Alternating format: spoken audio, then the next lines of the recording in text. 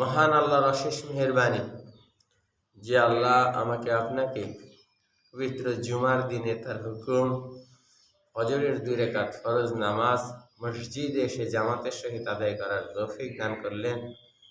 এই জন্য আমরা সবাই শুকরিয়া জ্ঞাপন করে বলি আলহামদুলিল্লাহ।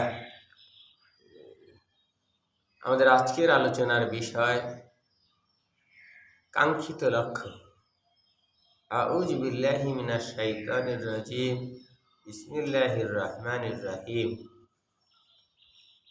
ইয়াকা না'বুদু ওয়া ইয়াকা নাস্তাইন ইহদিনাস সিরাতাল মুস্তাকিম। কোরআন শরীফের প্রথম সূরা ফাতিহা 5 এবং 6 নম্বর আয়াত। ইয়াকা না'বুদু ওয়া ইয়াকা নাস্তাইন, আমরা তোমারই নিকট ইবাদত করি এবং তোমার নিকটই সাহায্য চাই। ইহদিনাস সিরাতাল মুস্তাকিম, তুমি আমাদেরকে সরল পথের সন্ধান দাও।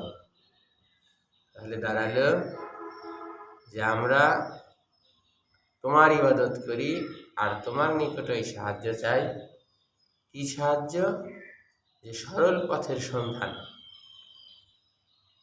ইবাদত বলতে কি বোঝায়? ইবাদত বলতে যে কারো সন্তুষ্টির জন্যে, এখানে আল্লাহর সন্তুষ্টির জন্যে আকুতি মিনতি আবেদন করা, সেটাই হলো ইবাদত। নামাজ, রোজা, হজ, যাকাত শুধু ইবাদত না। ইবাদত হলো আপনার 24টা ঘন্টায় আপনি যা কিছু করেন একমাত্র আল্লাহর সন্তুষ্টির জন্য, আল্লাহকে ভয় করে। আপনি মিথ্যা বলেন না, আপনি আদার বার খিলাফ করেন না, আপনি কাউকে ঠকান না। এটা হলো আপনার ইবাদতের অংশ। অর্থাৎ একজন মানুষের প্রতিটা মুহূর্ত, প্রতিটা দিন, প্রতিটা ক্ষণ তার চিন্তা ভাবনায় শুধু থাকবে আল্লাহর সন্তুষ্টি অর্জন। আল্লাহ নারাজ হয় এমন কোনো কাজ করা যাবে না, আর আল্লাহ সন্তুষ্ট হয় এমন কাজেই নিজেকে নিয়োজিত রাখতে হবে। কারণ একটাই, আমার আপনার দরকার সরল পথের সন্ধান। সরল পথ বলতে আমরা বলছি যেই পথ আমাকে কাঙ্ক্ষিত লক্ষ্যে, যেই পথ আমাকে আমার যে চাওয়া জান্নাত, কবরে শান্তি, সেখানে পৌঁছে দেবে।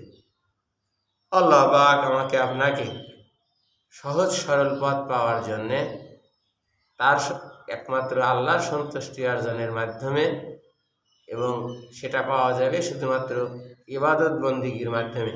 কারণ বান্দাকে সৃষ্টি করাই হয়েছে ইন্নাল ইনসানা লিয়াবুদু, একমাত্র ইবাদতের উদ্দেশ্যে।